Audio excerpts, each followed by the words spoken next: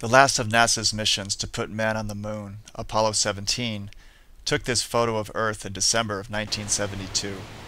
Our beautiful blue planet is covered with 75% water, which regulates its temperature and produces more than half of the air we breathe.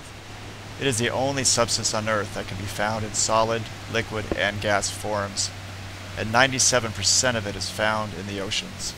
Hi, I'm Kerry O'Reilly. As a resident of Encinitas, an environmentalist and a holistic dentist practicing here in town, I am concerned about the preservation of our precious natural resources, especially our beautiful oceans and beaches. This video is about some of these issues and what we can do about them.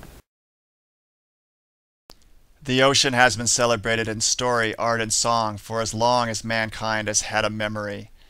Recently, ocean muralist and environmentalist Weiland completed his 100th mural in Long Beach, one of the world's largest.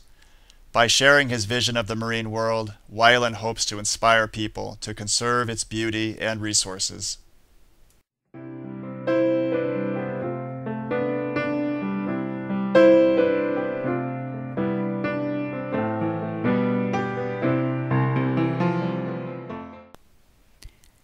Our oceans are consistently impacted by nature itself and by human activity.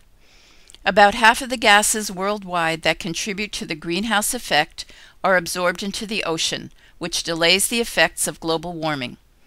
Carbon dioxide, one of the main greenhouse gases, also makes the ocean water more acidic and less hospitable for aquatic life.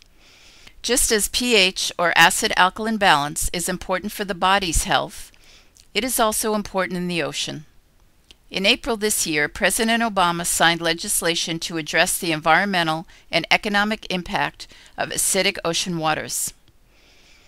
Going to the beach is one of the things we like most about our California lifestyle. It is also a major economic resource, with beach-related recreation and tourism accounting for over $80 billion in 2001. Yet each year, beach closings and advisories deter more people. In 2006, university researchers found that 1.5 million people get sick each year in coastal Los Angeles and Orange County alone. One source of pollution in our local beaches is sewage and toxic runoff from Tijuana.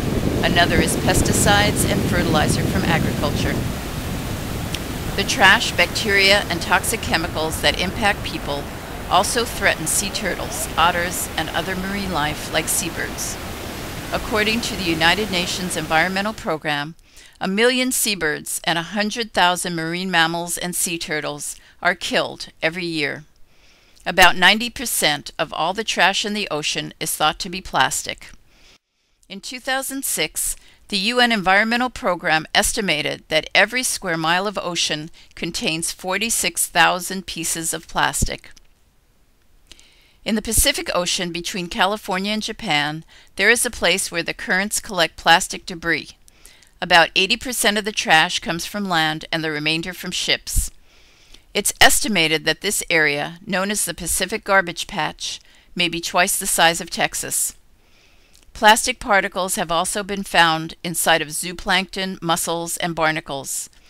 The concern is that these pellets and the toxins they attract, like DDT and PCBs, are working their way up through the marine food chain and into the fish on our plates.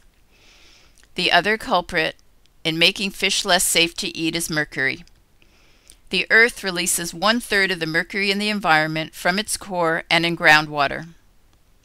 The remaining 2/3 comes from people, in the form of consumer waste like fluorescent bulbs, thermometers, and from medical vaccines.